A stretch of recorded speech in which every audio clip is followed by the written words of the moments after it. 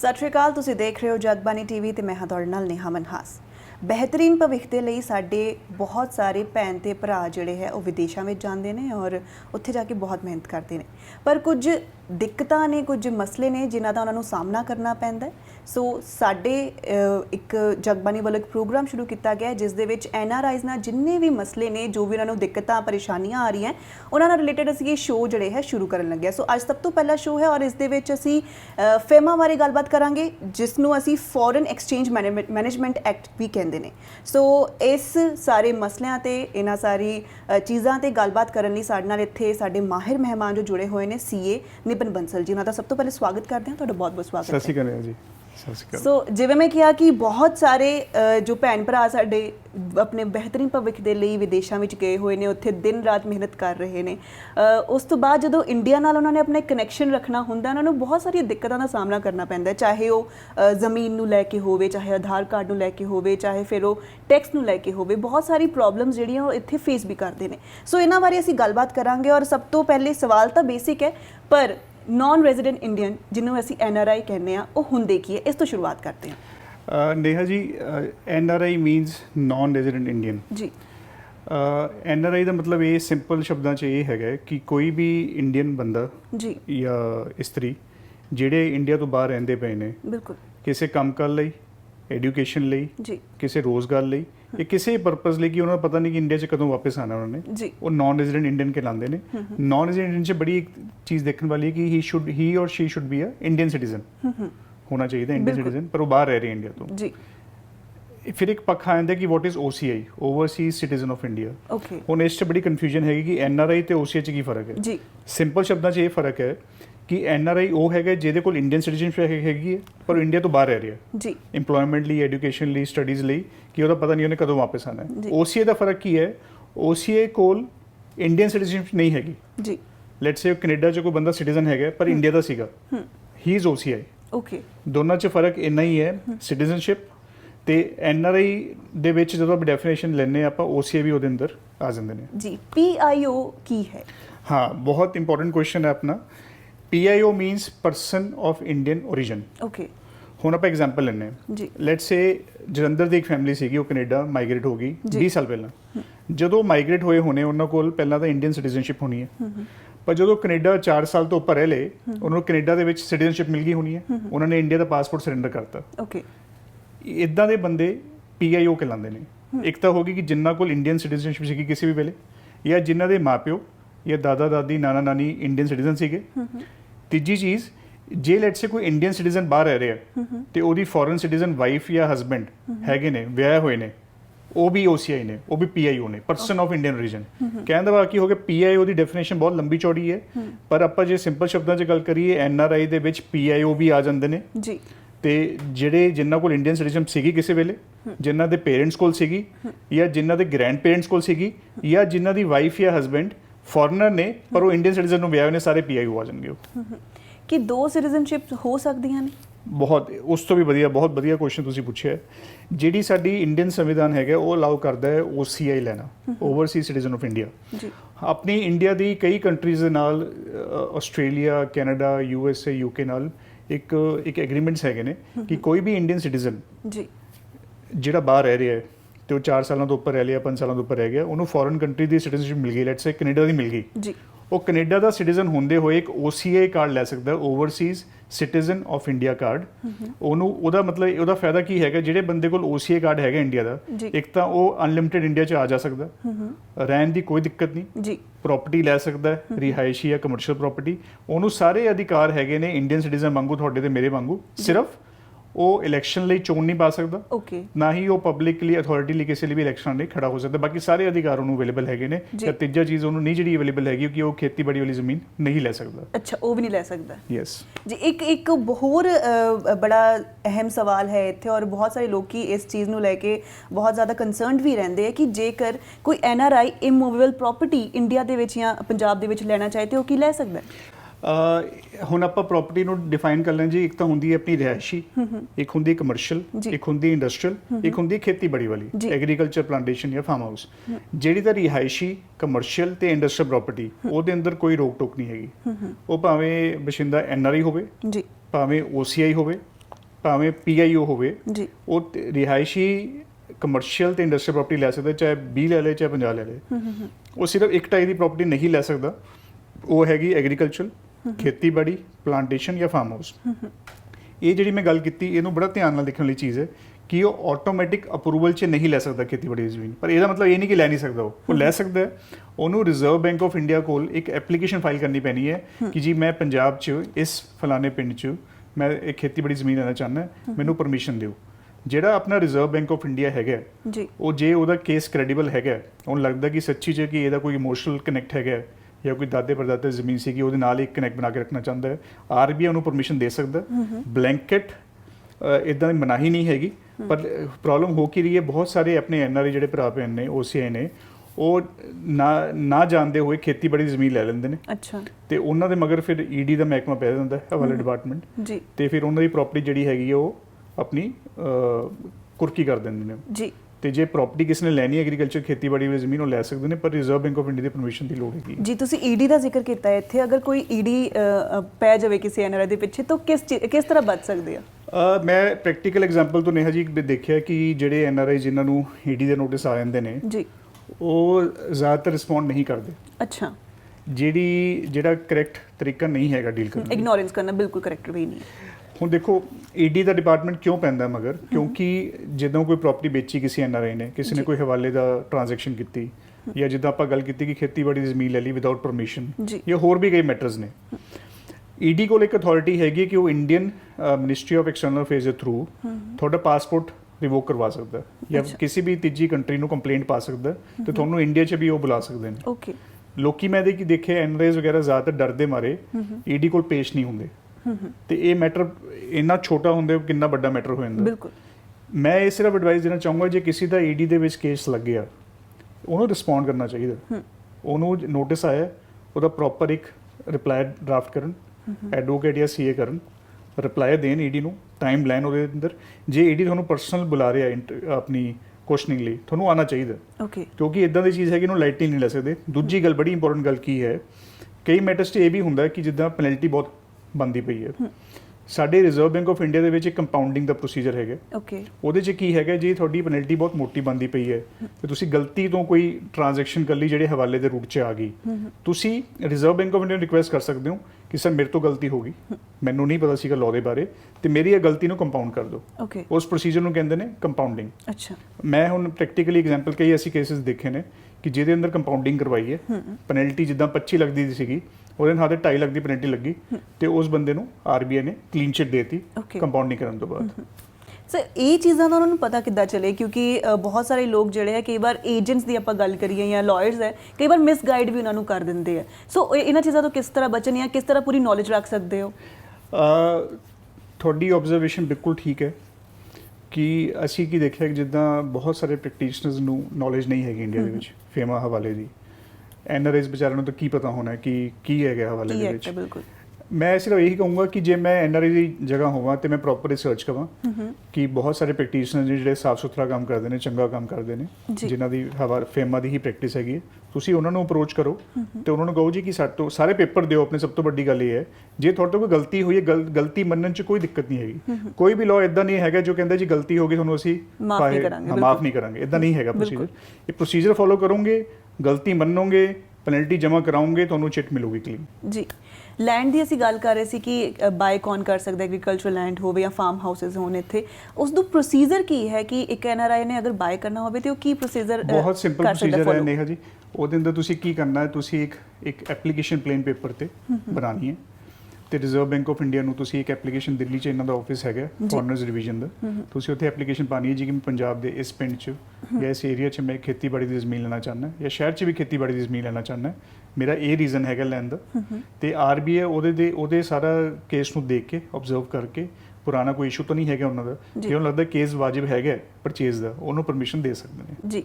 Nippon ਜੀ, ਇੱਕ ਹੋਰ ਚੀਜ਼ ਹੈ ਕਿ ਕਿਸੇ NRI ਦੀ ਉਹਨਾਂ ਦੀ ਪੂਰੀ ਇਨਕਮ ਜਿਹੜੀ ਹੈ ਜਾਂ ਫਿਰ ਉਹਨਾਂ ਦੀ ਜਿੰਨੇ ਵੀ ਹੁਣ ਤੱਕ ਦੀ ਕਮਾਈ ਹੁੰਦੀ ਹੈ, ਉਹ ਅਗਰ ਇੰਡੀਆ ਲੈ ਕੇ ਆਉਣਾ ਚਾਹੁੰਦੇ ਕੀ ਉਹ ਲੈ ਕੇ ਆ ਸਕਦੇ ਨੇ? ਅਗਰ ਲੈ ਕੇ ਆ ਸਕਦੇ ਨੇ ਤੇ ਕਿੰਨੀ?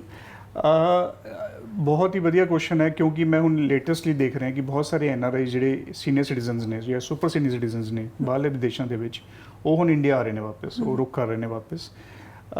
ਬਹੁਤ ਹੀ ਇੱਕ ਕਲੀਅਰ ਜੀ ਅੰਡਰਸਟੈਂਡਿੰਗ ਕੀ ਹੈ ਕਿ ਜੇ ਤੁਹਾਡੇ ਕੋਲ ਤੁਸੀਂ ਮਿਹਨਤ ਕੀਤੀ ਹੈ ਬਾਹਰ ਦੇਸ਼ਾਂ ਦੇ ਵਿੱਚ, ਤੁਸੀਂ ਆਪਣੇ 10 15 20 50 ਕਰੋੜ ਰੁਪਏ ਲੈ ਕੇ ਆਉਣਾ ਚਾਹੁੰਦੇ ਹੋ, ਕੋਈ ਮਨਾਹੀ ਨਹੀਂ ਹੈ। देयर इज नो ਲਿਮਿਟ ਕਿ ਤੁਸੀਂ ਕਿੰਨਾ ਪੈਸਾ ਇੰਡੀਆ 'ਚ ਲੈ ਕੇ ਆ ਸਕਦੇ ਹੋ। ਓਕੇ, ਤੁਸੀਂ ਜਦੋਂ ਇੰਡੀਆ ਆ ਰਹੇ ਹੋ, ਤੁਸੀਂ ਪਹਿਲਾ ਕੰਮ ਕੀ ਕਰਨਾ ਹੈ, ਉਹ ਪੈਸੇ ਨੂੰ ਲੈਂਦੇ ਆਉਂਦੇ ਸਾਰ ਤੁਸੀਂ ਇੱਕ RFC ਅਕਾਊਂਟ ਖੋਲ ਦੇਣਾ, resident foreign currency account. Okay, ਉਸ ਅਕਾਊਂਟ 'ਚ ਜਿਹੜੀ ਵੀ ਤੁਹਾਡੀ ਫੋਰਨ ਇਨਕਮ ਹੈਗੀ ਹੈ, ਫੋਰਨ ਐਸੈਟਸ ਹੈ, ਤੁਸੀਂ ਪਾ ਦਿਓ। ਜੀ 2 ਸਾਲ ਤੱਕ ਤੁਹਾਨੂੰ ਉਸ ਤੇ ਕੋਈ ਟੈਕਸ ਨਹੀਂ ਲੱਗਣਾ। ਤੁਸੀਂ ਪੈਸੇ ਨੂੰ ਵਾਪਸ ਬਾਹਰ ਲੈ ਕੇ ਜਾਣਾ ਚਾਹੁੰਦੇ ਹੋ, ਉਸ ਤੇ ਕੋਈ ਰੋਕ ਟੋਕ ਨਹੀਂ ਹੈ, ਫਿਰ ਕੋਈ ਲਿਮਿਟ ਨਹੀਂ ਉਹਦੇ ਉੱਪਰ। ਓਕੇ, ਉਸ ਤੇ ਵੀ ਨਹੀਂ ਹੈ। ਤੇ RFC account is the best account ਜਿਹੜੇ NRIs ਬਾਹਰੋਂ ਆ ਰਹੇ ਨੇ ਤੇ ਕੋਈ ਲਿਮਿਟ ਨਹੀਂ ਪੈਸੇ ਲੈ ਕੇ ਆਉਣ ਦੀ। ਜੀ, ਹੋਰ ਕਿਹੜੇ ਅਕਾਊਂਟਸ ਜਿਹੜੇ NRIs ਖੁਲਵਾ ਸਕਦੇ ਆ? NRIs ਮੋٹے ਆਪਾਂ ਗੱਲ ਕਰੀਏ ਤਾਂ 3-4 ਖਾਤੇ ਖੁਲਵਾ ਸਕਦੇ ਨੇ।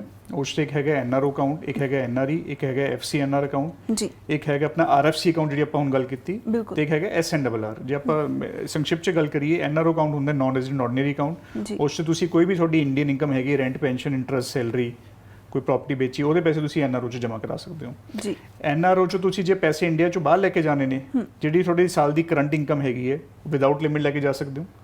ਤੇ ਜੇ ਤੁਸੀਂ ਪੈਸੇ 7.5 ਕਰੋੜ ਤੋਂ ਉੱਪਰ ਲੈ ਕੇ ਜਾਣੇ ਆ ਕਰੰਟ ਰੇਟ ਤੋਂ, 1 ਮਿਲੀਅਨ USD, ਉਹ ਪੈਸੇ ਤੁਸੀਂ ਜਿਹੜੇ ਹੈਗੇ ਨੇ ਇੱਕ CA ਤੋਂ ਸਰਟੀਫਿਕੇਟ ਵਗੈਰਾ ਬਣਵਾ ਕੇ RBI ਤੋਂ ਪਰਮਿਸ਼ਨ ਤੋਂ ਲੈ ਕੇ ਜਾ ਸਕਦੇ ਹੋ। ਜੀ ਜਿਹੜਾ NRE ਖਾਤਾ ਹੈਗਾ, NRE ਖਾਤੇ 'ਚ ਉਹ ਪੈਸੇ ਲੈ ਕੇ ਜਾਣ ਦੀ ਬਾਹਰ ਦੀ ਕੋਈ ਪਰਮਿਸ਼ਨ ਦੀ ਲੋੜ ਨਹੀਂ ਹੈ। FCNR ਦਾ ਕੀ ਫਰਕ ਹੈਗਾ ਕਿ FCNR ਫੋਰਨ ਕਰੰਸੀ 'ਚ ਖੁੱਲਦਾ ਹੈ, NRO ਤੇ NRE ਜਿਹੜੇ ਖਾਤੇ ਹੋਣਗੇ ਉਹ ਸਿੰਪਲ ਰੁਪੀਸ 'ਚ ਖੁੱਲਦੇ ਨੇ। NRO ਤੇ NRE ਖਾਤਾ ਇੱਕ ਸੇਵਿੰਗ ਖਾਤਾ, ਕਰੰਟ ਖਾਤਾ, FD ਖਾਤਾ ਹੋ ਸਕਦਾ ਹੈ। FCNR ਸਿਰਫ FD ਖਾਤਾ ਹੁੰਦਾ। SNRR ਅਕਾਊਂਟ ਕਹਿੰਦੇ ਆ, ਸਪੈਸ਼ਲ ਨਾਨ ਰੈਜ਼ੀਡੈਂਟ ਰੁਪੀ ਅਕਾਊਂਟ। ਇਸ ਤੇ ਕੀ ਹੈ, ਕਿਸੇ ਵੀ NRI ਨੇ ਇੰਡੀਆ 'ਚ ਕੋਈ ਕਾਰੋਬਾਰ ਕਰਨਾ ਹੈ, ਉਹ ਇੱਕ SNRR ਅਕਾਊਂਟ ਖੋਲ ਸਕਦਾ ਹੈ। RFC ਅਕਾਊਂਟ ਦੀ ਆਪਾਂ ਗੱਲ ਕਰ ਲਈ ਆਲਰੇਡੀ ਕਿ ਜਿਹੜਾ NRI ਬਾਹਰੋਂ ਆ ਰਹੇ ਇੰਡੀਆ 'ਚ ਸੈਟਲ ਹੋਣ ਲਈ, ਉਹ RFC ਅਕਾਊਂਟ ਖੋਲ ਕੇ ਫੋਰਨ ਕਰੰਸੀ ਦੇ ਵਿੱਚ ਇੰਡੀਆ 'ਚ ਪੈਸੇ ਰੱਖ ਸਕਦਾ ਹੈ। ਉਹਦੇ ਉੱਪਰ 2 ਸਾਲ ਦਾ ਕੋਈ ਟੈਕਸ ਨਹੀਂ ਲੱਗਣਾ। ਜਿਹੜਾ NRE, FCNR ਤੇ RFC ਅਕਾਊਂਟ ਹੈ, ਉਹਦਾ ਵਿਆਜ ਨਾਨ ਟੈਕਸੇਬਲ ਹੈ, ਕੋਈ ਟੈਕਸ ਨਹੀਂ। ਜਿਹੜਾ NRO ਦੇ ਉੱਪਰ ਵਿਆਜ ਲੱਗਦਾ, ਉਹਦੇ ਉੱਪਰ ਟੈਕਸ ਲੱਗਦਾ 30%, ਉਹ ਟੈਕਸ ਦੇਣਾ ਪੈਣਾ ਤੁਹਾਨੂੰ। ਜੀ, ਜਿਹੜੇ NRIs ਦੇ ਰਿਸ਼ਤੇਦਾਰ ਇੱਥੇ ਹੈ, ਉਹ ਉਹਨਾਂ ਦੇ NRE ਜਾਂ NRO ਅਕਾਊਂਟ ਨੂੰ ਕੀ ਮੇਨਟੇਨ ਕਰ ਸਕਦੇ ਉਹਨਾਂ ਤੋਂ ਬਾਅਦ? ਬਿਲਕੁਲ ਕਰ ਸਕਦੇ ਨੇ। ਇਹ ਫੰਕਸ਼ਨੈਲਿਟੀ ਦੇਤੀ RBI ਨੇ, ਬਹੁਤ ਵਧੀਆ ਕੰਮ ਚੱਕਿਆ ਕਿ ਕੋਈ NRI ਜਿਹਦਾ ਕੋਈ ਖਾਤਾ ਖੋਲਣਾ ਚਾਹੁੰਦਾ ਇੰਡੀਆ ਦੇ ਵਿੱਚ ਤੇ ਆਪਣੇ ਰੈਜ਼ੀਡੈਂਟ ਰਿਲੇਟਿਵ ਨੂੰ ਉਹਦੇ ਨਾਲ ਇੱਕ ਸੈਕਿੰਡ ਇੱਕ ਹੋਲਡ ਰੱਖਣਾ ਚਾਹੁੰਦਾ ਹੈ ਫਾਰਮਰ ਸਰਵਾਈਵਲ ਬੇਸਿਸ ਤੇ, ਉਹ ਰੱਖ ਸਕਦਾ ਹੈ, ਕੋਈ ਮਨਾਹੀ ਨਹੀਂ ਹੈਗੀ ਹੈ। ਜਿਹੜਾ ਰੈਜ਼ੀਡੈਂਟ ਉਹਦਾ ਰਿਲੇਟਿਵ ਹੋਏਗਾ, ਉਹ ਸਿਰਫ ਪਾਵਰ ਟਰਨੀ ਬੇਸਿਸ ਤੇ ਖਾਤਾ ਆਪਰੇਟ ਕਰ ਪਾਏਗਾ। ਉਹਦੇ ਵੀ ਪਰਮਿਟਡ ਯੂਜ਼ਰਸ ਨੇ ਕਿਹੜੇ ਪਾਸੇ ਯੂਜ਼ ਕਰ ਸਕਦਾ ਹੈਗਾ, only with the power attorney from the non resident. ਇਸ ਟਾਈਮ ਇੱਕ ਹੋਰ ਇੰਪੋਰਟੈਂਟ ਤੁਹਾਡੇ ਨਾਲ ਪੁਆਇੰਟ ਡਿਸਕਸ ਕਰਨਾ ਚਾਹੂੰਗਾ ਕਿ ਇੱਕ ਬੜੀ ਦੁਵਿਧਾ ਹੈਗੀ NRIs ਦੇ ਮਨ 'ਚ ਕਿ ਸਾਲ 'ਚੋਂ ਕਿੰਨੇ ਪੈਸੇ ਬਾਹਰ ਟ੍ਰਾਂਸਫਰ ਕਰ ਸਕਦੇ ਨੇ ਇੰਡੀਆ ਤੋਂ ਬਾਹਰ। ਬਿਲਕੁਲ, ਕਿ ਇੱਕ NRI ਇੱਕ ਸਾਲ ਦੇ ਵਿੱਚ 7.5 ਕਰੋੜ ਰੁਪਏ ਤੱਕ ਟ੍ਰਾਂਸਫਰ ਕਰ ਸਕਦਾ ਹੈ। ਦਿਟ ਇਜ਼ 1 ਮਿਲੀਅਨ US ਜੀ, ਜੋ ਇੰਡੀਆ ਤੋਂ ਬਾਹਰ ਆਪਾਂ ਕਰ ਸਕਦੇ। ਹੁਣ ਆਪਾਂ ਐਗਜ਼ਾਮਪਲ ਲੈਨੇ, ਲੈਟਸ ਸੇ ਕਿਸੇ ਬੰਦੇ ਨੇ 30 ਕਰੋੜ ਰੁਪਏ ਟ੍ਰਾਂਸਫਰ ਕਰਨਾ ਹੈ ਜੀ। ਜੇ ਉਸ NRI ਦੇ ਪਰਿਵਾਰ 'ਚ 4 ਬੰਦੇ NRI ਨੇ ਤੇ 4 × 7.5 ਕਰੋੜ 30 ਕਰੋੜ ਰੁਪਏ ਟ੍ਰਾਂਸਫਰ ਕਰ ਸਕਦਾ ਹੈ। ਇੰਨੀ ਲਿਬਰਲ ਹੈਗੀ ਐਕਸਰਸਾਈਜ਼ ਕਿ 7.5 ਕਰੋੜ ਇੱਕ ਸਾਲ ਦੇ ਵਿਚਕਾਰ ਤੁਸੀਂ ਟ੍ਰਾਂਸਫਰ ਕਰ ਸਕਦੇ ਹੋ। ਜੇ ਲੈਟਸ ਸੇ ਤੁਸੀਂ 30 ਕਰੋੜ ਤੋਂ ਰੁਪਏ ਟ੍ਰਾਂਸਫਰ ਕਰਨੇ, ਤੁਸੀਂ 2 ਸਾਲਾਂ 'ਚ ਟ੍ਰਾਂਸਫਰ ਕਰ ਲਓ। ਓਕੇ, ਮਤਲਬ ਕਿ ਬਹੁਤ ਵੱਡੀ ਸੁਵਿਧਾ ਦਿੱਤੀ ਹੋਈ RBI ਨੇ। ਦੂਜੀ ਗੱਲ, ਜੇ ਤੁਸੀਂ ਇਸ ਤੋਂ ਵੀ ਜ਼ਿਆਦਾ ਪੈਸੇ ਟ੍ਰਾਂਸਫਰ ਕਰਨਾ ਚਾਹੁੰਦੇ ਹੋ, ਤੁਸੀਂ ਇੱਕ RBI ਨੂੰ ਸਿੰਪਲ ਪੇਜ ਤੇ ਐਪਲੀਕੇਸ਼ਨ ਫਾਈਲ ਕਰੋ ਕਿ ਮੇਰੀ ਜੀ ਇੰਡੀਅਨ ਇਨਕਮ ਸੀਗੀ, ਮੈਂ ਪ੍ਰਾਪਰਟੀ ਵੇਚੀ, ਮੈਂ ਬਾਹਰ ਪ੍ਰਾਪਰਟੀ ਪਰਚੇਸ ਕਰ ਰਿਹਾ, ਮੈਨੂੰ ਤੁਸੀਂ ਇਸ ਤੋਂ ਵੀ ਜ਼ਿਆਦਾ ਪੈਸੇ ਟ੍ਰਾਂਸਫਰ ਕਰਨ ਦੀ ਪਰਮਿਸ਼ਨ ਦਿਓ, ਤੇ ਤੁਹਾਨੂੰ RBI looking in the facts of the case on the merits ਤੁਹਾਨੂੰ ਪਰਮਿਸ਼ਨ ਦੇ ਸਕਦੀ ਹੋ। ਕਿ ਜਿੱਦਾਂ ਤੁਸੀਂ ਕਹਿ ਰਹੇ ਹੋ ਕਿ RBI ਨੂੰ ਆਪਾਂ ਇੱਕ ਐਪਲੀਕੇਸ਼ਨ ਦੇ ਸਕਦੇ ਹਾਂ ਲਿਖ ਕੇ, ਹੈ ਨਾ, ਔਰ ਉਹ ਪਹਿਲੇ ਦੇਖਦੇ ਪੂਰਾ ਕੇਸ ਕੀ ਹੈ, ਇਹਦੇ ਵਿੱਚ ਕਿੰਨਾ ਕੁ ਜ਼ਿਆਦਾ ਸਮਾਂ ਲੱਗ ਜਾਂਦਾ ਹੈ, ਕਿੰਨਾ ਲੰਬਾ ਪ੍ਰੋਸੀਜਰ ਹੁੰਦਾ ਹੈ? RBI ਨਾਰਮਲੀ ਦੇਖੋ ਜੀ, ਜੇ ਆਪਣੀ ਐਪਲੀਕੇਸ਼ਨ ਕੰਪਲੀਟ ਹੈਗੀ ਹੈ, ਤੁਸੀਂ ਸਾਰੇ ਡਾਕੂਮੈਂਟਸ ਲਾਏ ਹੋਏ ਨੇ, ਰੀਜ਼ਨਸ ਦਿੱਤੇ ਹੋਏ ਨੇ, ਤੇ RBI ਨੇ ਤਾਂ ਮੈਰਿਟਸ ਉੱਪਰ ਜਾਣਾ। ਅੱਛਾ, ਕੋਈ ਵੀ ਬੰਦਾ ਕਹੇ ਜੀ ਕਿ RBI 'ਚ ਕੋਈ ਹੈਂਗੀ ਪੈਂਗੀ ਚੱਲਦਾ, ਉਹ ਨਹੀਂ ਚੱਲਦਾ। ਬੜਾ ਕਲੀਅਰ ਜਿਹਾ ਸਿਸਟਮ ਹੈਗਾ, ਨਾ ਹੀ ED 'ਚ ਚੱਲਦਾ, ਨਾ ਹੀ ਇਨਕਮ 'ਚ ਚੱਲਦਾ, ਬੜਾ ਕਲੀਨ ਸਿਸਟਮ ਹੈਗਾ। ਜੇ ਤੁਸੀਂ ਆਪਣੇ ਕੇਸ ਨੂੰ ਮੈਰਿਟਸ ਦੇ ਬੇਸਿਸ ਤੇ ਦੋਗੇ, ਪ੍ਰੈਜ਼ੈਂਟ ਕਰੋਗੇ, ਪੇਪਰਸ ਦੋਗੇ, ਤੁਹਾਨੂੰ ਪਰਮਿਸ਼ਨ ਮਿਲੂਗੀ। ਓਕੇ, ਸੋ ਅਕਾਊਂਟਸ ਦੀ ਆਪਾਂ ਗੱਲ ਕਰ ਰਹੇ ਸੀ, NRE ਔਰ NRO, ਇਹਨਾਂ ਵਿੱਚ ਡਿਫਰੈਂਸ ਜਾਣਨਾ ਚਾਹੂੰਗੀ, ਡਿਫਰੈਂਸ ਕੀ ਹੈ ਇਹਨਾਂ ਦੇ ਵਿੱਚ? ਮੁੱਖ ਡਿਫਰੈਂਸ ਨੇਹਾ ਜੀ ਇਹ ਹੈਗਾ ਕਿ NRE ਦੇ ਵਿੱਚ ਜਿੰਨੇ ਹੀ ਪੈਸੇ ਪਏ ਨੇ ਜੀ, ਤੁਸੀਂ ਵਿਦਆਊਟ ਲਿਮਿਟ ਟ੍ਰਾਂਸਫਰ ਕਰ ਸਕਦੇ ਹੋ। ਜੀ, ਜਿਹੜੇ NRO 'ਚ ਪਏ ਨੇ, NRO 'ਚ ਕੀ ਹੈਗਾ ਕਿ ਜਿਹੜੀ 1 ਸਾਲ ਦੀ ਇਨਕਮ ਹੈਗੀ ਉਸ ਸਾਲ ਦੀ, ਉਹ ਤਾਂ ਪੂਰੀ ਤੁਸੀਂ ਟ੍ਰਾਂਸਫਰ ਕਰ ਸਕਦੇ ਹੋ। ਜੇ NRO 'ਚ ਪੁਰਾਣੇ ਖਾਤੇ ਦੇ ਫੰਡਸ ਪਏ ਨੇ, ਪੁਰਾਣੇ ਸਾਲਾਂ ਦੇ ਇਨਕਮ ਦੇ, ਉਹ ਤੁਸੀਂ ਸਾਲ 'ਚ 7.5 ਕਰੋੜ ਰੁਪਏ ਟ੍ਰਾਂਸਫਰ ਕਰ ਸਕਦੇ ਹੋ। ਓਕੇ, ਮੁੱਖ ਡਿਫਰੈਂਸ ਇਹ ਬਣੇ, NRO 'ਚੋਂ 7.5 ਕਰੋੜ, NRE 'ਚੋਂ ਵਿਦਆਊਟ ਐਨੀ ਲਿਮਿਟ। ਐਨਆਰਓ 'ਚ ਜਿਹੜਾ ਵਿਆਜ ਆਣਾ ਉਹਦੇ ਉੱਪਰ ਟੈਕਸ ਦੇਣਾ ਪੈਣਾ, ਐਨਆਰਓ 'ਚ ਜਿਹੜਾ ਵਿਆਜ ਹੈਗਾ ਐਨਆਰਈ ਦੇ ਉੱਪਰ ਉੱਤੇ ਕੋਈ ਟੈਕਸ ਨਹੀਂ ਹੈਗਾ। ਇਹ ਮੇਨ ਡਿਫਰੈਂਸ ਨੇ ਜੀ। ਅਗਰ ਕੋਈ ਕੈਨੇਡੀਅਨ ਫॉर इंस्टेंस ਕੋਈ ਕੈਨੇਡੀਅਨ ਸਿਟੀਜ਼ਨ ਹੈਗਾ ਹੈ, ਅਗਰ ਇੰਡੀਆ ਦੀ ਸਿਟੀਜ਼ਨਸ਼ਿਪ ਖਤਮ ਹੋ ਚੁੱਕੀ ਹੈ ਉਹਦੇ ਕੋਲ, ਹੈ ਨਾ, ਤੇ ਕੀ ਇੱਥੇ ਉਹ ਕਮਰਸ਼ੀਅਲ ਕੋਈ ਲੈਂਡ ਲੈਣਾ ਚਾਹਵੇ ਜਾਂ ਕੋਈ ਪ੍ਰਾਪਰਟੀ ਲੈਣਾ ਚਾਹਵੇ, ਖਰੀਦ ਸਕਦਾ ਉਸ ਤੋਂ? ਬਿਲਕੁਲ ਲੈ ਸਕਦਾ ਜੀ। ਆਪਾਂ ਪਹਿਲਾਂ ਵੀ ਡਿਸਕਸ ਕਰ ਚੁੱਕੇ ਹਾਂ ਕਿ ਰਿਹਾਇਸ਼ੀ ਕਮਰਸ਼ੀਅਲ ਇੰਡਸਟਰੀਅਲ ਲੈਂਡ ਲੈਣ ਦੀ ਕੋਈ ਦਿੱਕਤ ਨਹੀਂ ਹੈ। ਉਹਨੇ ਮਕਾਨ ਲੈਣਾ, ਕੋਈ ਰੈਜ਼ੀਡੈਂਸ਼ੀਅਲ ਯੂਨਿਟ ਲੈਣਾ, ਕੋਈ ਕਮਰਸ਼ੀਅਲ ਸਪੇਸ ਲੈਣੀ ਹੈ, ਕੋਈ ਇੰਡਸਟਰੀਅਲ ਲੈਂਡ ਲੈਣੀ ਹੈ, ਉਹਨੂੰ ਕਿਸੇ ਪਰਮਿਸ਼ਨ ਦੀ ਲੋੜ ਨਹੀਂ, ਕੋਈ ਝੰਜਟਬਾਜ਼ੀ ਦੀ ਲੋੜ ਨਹੀਂ, ਉਹ ਲੈ ਸਕਦਾ। ਇਸ 'ਚ ਇੱਕ ਮੈਂ ਨਾਲ ਦੀ ਨਾਲ ਇੱਕ ਪੁਆਇੰਟ ਹੋਰ ਵੀ ਕਲੈਰੀਫਾਈ ਕਰਨਾ ਚਾਹੂੰਗਾ ਕਿ ਜਿੱਦਾਂ ਆਪਣੇ ਪੰਜਾਬ 'ਚੋਂ ਬੱਚੇ ਪੜ੍ਹਨ ਲਈ ਜਾਂਦੇ ਨੇ ਬਾਹਰ, ਇੱਕ ਬੜੀ ਸਿੰਪਲ ਜੀ ਚੀਜ਼ ਹੈਗੀ ਹੈ ਕਿ ਲੈਟਸ ਸੇ ABCD ਬੱਚਾ ਜਲੰਧਰ ਤੋਂ ਬਾਹਰ ਪੜ੍ਹਨ ਲਈ ਜਾ ਰਿਹਾ ਕੈਨੇਡਾ ਜੀ। ਜਿਸ ਦਿਨ ਉਹਨੂੰ ਸਟੂਡੈਂਟ ਵੀਜ਼ਾ ਮਿਲ ਗਿਆ, ਜਿਸ ਦਿਨ, ਉਸ ਦਿਨ ਤੋਂ NRI ਬਣ ਜਾਊਗਾ। ਤੇ ਉਹ ਸਟੂਡੈਂਟ ਵੀਜ਼ਾ ਦੇ ਬੇਸ ਤੇ, ਆਪਣੀ ਟਿਕਟ ਦੇ ਬੇਸ ਤੇ ਉਹ ਬੈਂਕ 'ਚ ਜਾਊਗਾ ਤੇ ਕਹੂਗਾ ਜੀ ਮੇਰਾ ਇੱਕ NRI ਖਾਤਾ ਖੋਲ ਦਿਓ, NRO ਜੀ। ਬੈਂਕ ਉਹਨੂੰ ਮਨਾ ਨਹੀਂ ਕਰ ਸਕਦਾ। ਇੱਕ ਬਹੁਤ ਵਧੀਆ ਸਕੀਮ ਦਿੱਤੀ ਹੋਈ ਹੈ RBI ਨੇ ਕਿ ਜਿਸ ਦਿਨ ਤੁਹਾਡਾ ਸਟੱਡੀ ਵੀਜ਼ਾ ਜਾਂ EMPLOYMENT ਵੀਜ਼ਾ, ਬਿਜ਼ਨਸ ਵੀਜ਼ਾ ਤੁਹਾਨੂੰ ਮਿਲ ਗਿਆ ਅਨਲਿਮਿਟਡ ਪੀਰੀਅਡ ਲਈ, ਤੁਸੀਂ NRI ਬਣ ਜਾਓਗੇ। ਅਗਰ ਪਾਵਰ ਆਫ ਅਟਰਨੀ ਦੀ ਗੱਲ ਕਰੀਏ, ਪਾਵਰ ਆਫ ਅਟਰਨੀ ਜਿਹੜੀ ਹੈ ਉਹ ਲੈਂਡ ਜਿਹੜੀ ਹੈ ਉਹ ਵੇਚ ਸਕਦੀ ਹੈ ਬਾਅਦ ਵਿੱਚ?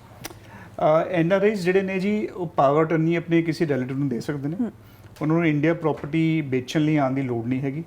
ਜਿਹੜੀ ਉਹ ਆਪਣੇ ਰਿਲੇਟਿਵ ਨੂੰ ਪਾਵਰ ਅਟਰਨੀ ਦੇਣਗੇ, ਰਿਲੇਟਿਵ ਉਸ ਪਾਵਰ ਅਟਰਨੀ ਨੂੰ ਨੋਟਰਾਈਜ਼ ਕਰਵਾ ਕੇ, ਐਮਬੋਸ ਕਰਵਾ ਕੇ ਤਹਿਸੀਲਦਾਰ ਦੇ ਆਫਿਸ 'ਚ ਰਜਿਸਟਰੀ ਕਰਵਾ ਸਕਦੇ ਨੇ। ਸਿਰਫ ਉਸ 'ਚ ਜਿਹੜੀ ਪਾਵਰ ਅਟਰਨੀ 'ਚ ਕਲੀਅਰ ਲਿਖਿਆ ਹੋਣਾ ਚਾਹੀਦਾ ਕਿ ਮੇਰੇ ਜਿਹੜੇ ਵੇਚਣ ਦੇ ਅਧਿਕਾਰ ਨੇ ਮੈਂ ਆਪਣੇ ਰੈਜ਼ੀਡੈਂਟ ਰਿਲੇਟਿਵ ਨੂੰ ਦੇ ਦਿੱਤੇ ਨੇ, ਇਹ ਕਲੀਅਰ ਹੋਣਾ ਚਾਹੀਦਾ। ਉਹਨੂੰ ਬਸ਼ਿੰਦੇ ਨੂੰ ਖੁਦ ਆਉਣ ਦੀ ਲੋੜ ਨਹੀਂ ਹੈਗੀ NRI ਦੀ, ਆਪਣੇ ਰਿਲੇਟਿਵ ਨੂੰ ਪਾਰਟ ਨਹੀਂ ਦੇ ਸਕਦਾ। ਪਰ ਨਿਪਨ ਜੀ ਬਹੁਤ ਸਾਰੇ ਅਸੀਂ ਇਦਾਂ ਦੇ ਫਰਾਡ ਦੇ ਕੇਸ ਵੀ ਦੇਖੇ ਹੈ ਕਿ ਬਹੁਤ ਸਾਲਾਂ ਤੋਂ ਜਿਹੜੇ ਹੈ NRIs ਨਹੀਂ ਆਏ, ਵਾਪਸ ਨਹੀਂ ਆਪਣੇ ਦੇਸ਼ ਜਿਹੜੇ ਹੈ ਪਰਤੇ ਹੈ, ਪਰ ਉਹਨਾਂ ਦੇ ਜਿਹੜੇ ਰਿਸ਼ਤੇਦਾਰ ਹੈ ਕਿਤੇ ਨਾ ਕਿਤੇ ਘਪਲਾ ਕਰ ਦਿੰਦੇ ਹੈ। ਤੇ ਇਹ ਕਿਸ ਤਰ੍ਹਾਂ ਕਲੀਅਰ ਹੋ ਸਕਦਾ ਹੈ ਕਿ ਹਾਂ ਉਹ ਵਾਕਈ ਜਿਹੜਾ NRI ਹੈ ਉਹ ਆ ਵੀ ਨਹੀਂ ਰਿਹਾ ਇੱਥੇ ਤੇ ਉਹਦੀ ਜਿਹੜੀ ਜ਼ਮੀਨ ਹੈ ਉਹ ਵੇਚਣਾ ਚਾਹੁੰਦਾ ਹੈ? ਉਹਦੇ 'ਚ ਜੀ ਸਰਕਾਰ ਨੇ ਕੀ ਕੀਤਾ ਹੈਗਾ ਕਿ ਐਮਬੋਸਿੰਗ ਦਾ ਪ੍ਰੋਸੀਜਰ ਬਣਾਇਆ ਹੈ ਸਰਕਾਰ ਨੇ। ਉਸ 'ਚ ਕੀ ਹੈਗਾ ਕਿ ਜਦੋਂ ਪਾਵਰ ਅਟਰਨੀ ਕਿਸੇ ਫੋਰਨ ਦੇਸ਼ ਤੋਂ ਆਉਂਦੀ ਹੈ, ਇੰਡੀਅਨ ਹਾਈ ਕਮਿਸ਼ਨ ਤੋਂ ਟੈਸਟ ਹੋ ਕੇ, ਨੋਟਰਾਈਜ਼ ਹੋ ਕੇ, ਉਹਦਾ ਹਰ ਇੱਕ DC ਆਫਿਸ ਦੇ ਵਿੱਚ ਇੱਕ ਐਮਬੋਸਿੰਗ ਦਾ ਪ੍ਰੋਸੀਜਰ ਹੈ। ਉਹ ਐਮਬੋਸਿੰਗ ਦੇ ਵਿੱਚ ਕੀ ਹੁੰਦਾ ਕਿ ਜਿਹੜੇ ਵੀ ਬੰਦੇ ਦੇ ਅਧਿਕਾਰ 'ਚ ਆਈ ਹੈ ਪਾਵਰ ਅਟਰਨੀ, ਉਹਨੂੰ DC ਆਫਿਸ 'ਚ ਜਾਣਾ ਪੈਣਾ, ਉਹਦੀ ਐਮਬੋਸਿੰਗ ਕਰਾਉਣੀ ਪੈਣੀ, ਪੇਪਰ ਸਾਰੇ ਦੇਣੇ ਪੈਣੇ ਉਹਨੂੰ, ਤਾਂ ਹੀ ਉਹ ਰਜਿਸਟਰੀ ਜਿਹੜੀ ਉਹ ਪਾਵਰ ਅਟਰਨੀ ਐਮਬੋਸ ਹੋਏਗੀ। ਐਮਬੋਸਡ ਪਾਵਰ ਅਟਰਨੀ ਹੀ ਤਹਿਸੀਲਦਾਰ ਆਫਿਸ ਚੱਲਦੀ ਹੈ। ਜੇ ਕੋਈ ਪਾਵਰ ਅਟਰਨੀ ਐਮਬੋਸ ਨਹੀਂ ਹੋਏਗੀ ਉਹ ਤਹਿਸੀਲਦਾਰ ਆਫਿਸ ਨਹੀਂ ਚੱਲਦੀ। ਪਰ ਫਰਾਡਸ ਹੁੰਦੇ ਨੇ, ਫਰਾਡਸ ਹੁੰਦੇ ਨੇ, ਇਸ ਲਈ ਤੁਹਾਨੂੰ ਬੜਾ you have to be very particular ਕਿ ਤੁਸੀਂ ਕਿਹਨੂੰ ਪਾਰਟ ਨਹੀਂ ਦੇ ਰਹੇ ਹੋ ਆਪਣੀ ਵੇਚਣ ਲਈ ਪ੍ਰਾਪਰਟੀ। ਸੋ ਸੇਮ ਜਿੱਦਾਂ ਤੁਸੀਂ ਕਿਹਾ ਕਿ ਜਦੋਂ ਵੇਚਣੀ ਹੈ ਉਦੋਂ NRI ਨੂੰ ਇੱਥੇ ਆਉਣ ਦੀ ਲੋੜ ਨਹੀਂ ਹੈ, ਪਰ ਜਦੋਂ ਖਰੀਦਣੀ ਹੈ ਤਦ ਵੀ ਆਉਣ ਦੀ ਲੋੜ ਨਹੀਂ ਜੀ, ਉਦੋਂ ਵੀ ਆਉਣ ਦੀ ਲੋੜ, ਕੋਈ ਆਉਣ ਦੀ ਲੋੜ ਨਹੀਂ। ਓਕੇ। ਤੇ ਉਹ ਜਿੱਦਾਂ ਅਗੇਨ ਇਹੀ ਮੈਂ ਗੱਲ ਕੀਤੀ, ਫਰਾਡ ਦੀ ਬੜੀ ਹੋ ਜਾਂਦਾ ਹੈ, ਕਈ ਵਾਰ ਚੱਕਰ ਹੋ ਰਿਹਾ ਤੇ ਕਿਸੇ ਦੇ ਨਾਮ ਤੇ ਲੈ ਲੈਂਦੇ ਆ ਪ੍ਰਾਪਰਟੀ, ਕਹਿ ਦਿੰਦੇ ਕਿ ਬੰਦਾ ਬਾਹਰ ਹੈ, ਉਸ ਵੇਲੇ ਵੀ ਬਹੁਤ ਜ਼ਿਆਦਾ ਚੀਜ਼ਾਂ ਜਿਹੜੀਆਂ ਖਰਾਬ ਹੋ ਜਾਂਦੀ, NRI ਦੀ ਬਹੁਤ ਪ੍ਰੋਬਲਮ ਕ੍ਰੀਏਟ ਹੋ ਜਾਂਦੀ ਹੈ। ਦੇਖੋ ਜੀ ਇੰਟੈਂਸ਼ਨ ਤੇ ਡਿਪੈਂਡ ਕਰਦਾ। ਹੁਣ ਜਿਹੜੇ ਬੰਦੇ ਨੇ ਗਲਤ ਕਰਨਾ ਹੈ ਕੰਮ, ਉਹਨੂੰ ਜੋ ਕੁਝ ਮਰਜ਼ੀ ਤੁਸੀਂ ਸੇਫਗਾਰਡ ਲੈ ਲਓ, ਉਹਨੇ ਕਰਨਾ ਹੀ ਹੈ।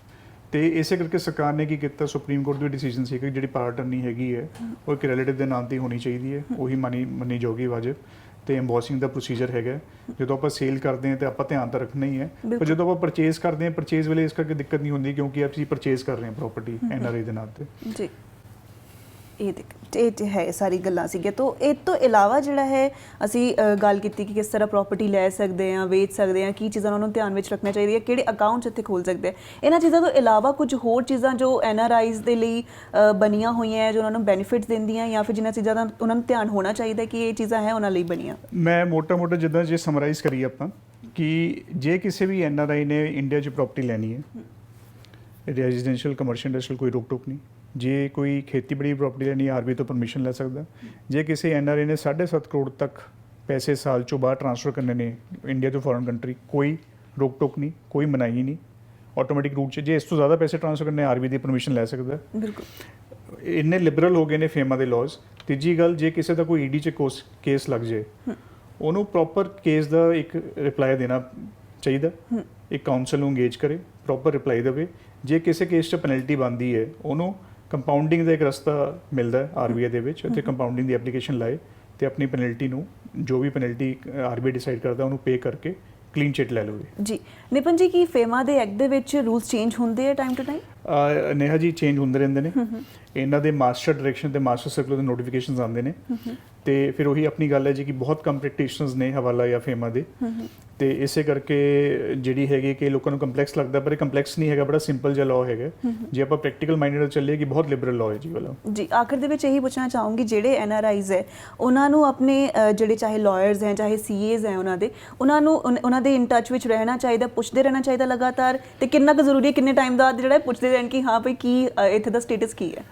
ਦੇਖੋ ਜੀ, ਮੇਰਾ ਤਾਂ ਮੰਨਣਾ ਕਿ ਹਰ ਇੱਕ ਐਕਟ ਦੀ ਅਵੇਅਰਨੈਸ ਹੋਣੀ ਬੜੀ ਜ਼ਰੂਰੀ ਹੈ ਜੀ। ਤੇ ਜੇ ਐਨਆਰਆਈ ਜਿਹੜੇ ਲੋਕ ਨੇ ਜੇ ਆਪਣੇ ਸੀਏ ਕਾਉਂਸਲਸ ਨਾਲ ਇੰਗੇਜ ਕਰਦੇ ਰਹਿਣ, ਉਹਨਾਂ ਤੋਂ ਨੋਟੀਫਿਕੇਸ਼ਨ ਨਵੀਆਂ ਜਿਹੜੀਆਂ ਆਉਂਦੀਆਂ ਪਈਆਂ ਉਹ ਸ਼ੇਅਰ ਕਰਦੇ ਰਹਿਣ, ਕਾਮਨ ਸੈਂਸ ਅਪਲਾਈ ਕਰਨ, ਸਭ ਤੋਂ ਵੱਡੀ ਗੱਲ ਹੈ ਕਾਮਨ ਸੈਂਸ ਅਪਲਾਈ ਕਰਨ, ਤਾਂ ਕੋਈ ਦਿੱਕਤ ਨਹੀਂ ਹੈਗੀ ਜੀ। ਮੈਂ ਦੇਖਿਆ ਪ੍ਰੈਕਟੀਕਲੀ ਕਈ ਵਾਰੀ ਕੇਸਿਸ ਐਨਆਰਆਈ ਘਬਰਾ ਜਾਂਦੇ ਨੇ, ਉਲਝਾ ਲੈਂਦੇ ਨੇ ਕੇਸਿਸ ਨਾ ਅਪੀਅਰ ਹੋ ਕੇ। ਹੁਣ ਅਸੀਂ ਇੱਕ ਕੇਸ ਸੀਗਾ ਵੈਨਕੂਵਰ ਦੇ, ਇੱਕ ਬਹੁਤ ਵੱਡੇ ਐਨਆਰਆਈ ਨੇ ਜੀ, ਉਹਨਾਂ ਦਾ ਕੇਸ ਬੜਾ ਰੈਸ਼ਨਲ ਬੇਸਿਸ ਤੇ ਅਸੀਂ ਪ੍ਰੈਜ਼ੈਂਟ ਕੀਤਾ ਈਡੀ ਨੂੰ, ਉਸ ਤੋਂ ਬਾਅਦ ਆਰਬੀਆਈ ਨੂੰ ਪ੍ਰੈਜ਼ੈਂਟ ਕੀਤਾ। 25 ਲੱਖ ਦੀ ਪੈਨਲਟੀ ਥਾਂ ਤੇ ਸਿਰਫ 2.25 ਲੱਖ ਦੀ ਪੈਨਲਟੀ ਲੱਗੀ। ਪੈਨਲਟੀ ਉਹਨਾਂ ਨੇ ਜਮ੍ਹਾਂ ਕਰਾ ਕੇ ਉਹਨਾਂ ਨੂੰ ਕਲੀਨ ਚਿੱਟ ਮਿਲ ਗਈ। ਓਕੇ, ਤੁਹਾਡਾ ਬਹੁਤ ਬਹੁਤ ਧੰਨਵਾਦ ਨਿਪਨ ਜੀ, ਤੁਸੀਂ ਸਾਡੇ ਨਾਲ ਜੁੜੇ ਇਸ ਪ੍ਰੋਗਰਾਮ ਦੇ ਵਿੱਚ, ਔਰ ਅਗਲੀ ਲੜੀ ਦੇ ਵਿੱਚ ਵੀ ਤੁਸੀਂ ਸਾਡੇ ਨਾਲ ਜੁੜੋਗੇ। ਔਰ ਐਸੇ ਜੋ ਇਕੁਆਇਰੀਜ਼ ਹੁੰਦੀਆਂ ਹੈ ਐਨਆਰਆਈਜ਼ ਦੀਆਂ, ਜਾਂ ਜੋ ਉਹਨਾਂ ਨੂੰ ਦਿੱਕਤਾਂ ਇੱਥੇ ਫੇਸ ਕਰਨੀਆਂ ਪੈਂਦੀਆਂ, ਤੁਸੀਂ ਬਹੁਤ ਅੱਛੇ ਤਰੀਕੇ ਨਾਲ ਉਸ ਨੂੰ ਜਿਹੜਾ ਹੈ ਸਭ ਦੇ ਸਾਹਮਣੇ ਲੈ ਕੇ ਆਏ, ਉਸ ਚੀਜ਼ ਨੂੰ ਕਲੀਅਰ ਕੀਤਾ ਹੈ। ਸੋ ਤੁਹਾਡਾ ਬਹੁਤ ਬਹੁਤ ਧੰਨਵਾਦ। ਥੈਂਕ ਯੂ ਨੇਹਾ ਜੀ, ਥੈਂਕ ਯੂ ਸੋ ਮਚ। ਸੋ ਇਸ ਵਾਰ ਸੀਏ ਨਿਪਨ ਬੰਸਲ ਜੀ ਨੇ ਸਾਨੂੰ ਫੈਮਾ ਐਕਟ ਦੇ ਨਾਲ ਜੁੜੀਆਂ ਗੱਲਾਂ ਬਾਤਾਂ ਸੀਗੀਆਂ ਉਹ ਕਲੀਅਰ ਕੀਤੀਆਂ। ਸੋ ਅਗਲੀ ਲੜੀ ਦੇ ਵਿੱਚ, ਇਸੇ ਪ੍ਰੋਗਰਾਮ ਦੀ ਅਗਲੀ ਲੜੀ ਵਿੱਚ ਅਸੀਂ ਆਵਾਂਗੇ ਔਰ ਅਗਲੇ ਟੌਪਿਕ 'ਤੇ ਜਿਹੜੀ ਗੱਲਬਾਤ ਕਰਾਂਗੇ। ਉਦੋਂ ਤੱਕ ਤੁਸੀਂ ਮੈਨੂੰ ਯਾਨੀ ਕਿ ਨੇਹਾ ਮਨਹਾਸ ਨੂੰ ਇਜਾਜ਼ਤ ਦਿਓ। ਸਤਿ ਸ਼੍ਰੀ ਅਕਾਲ।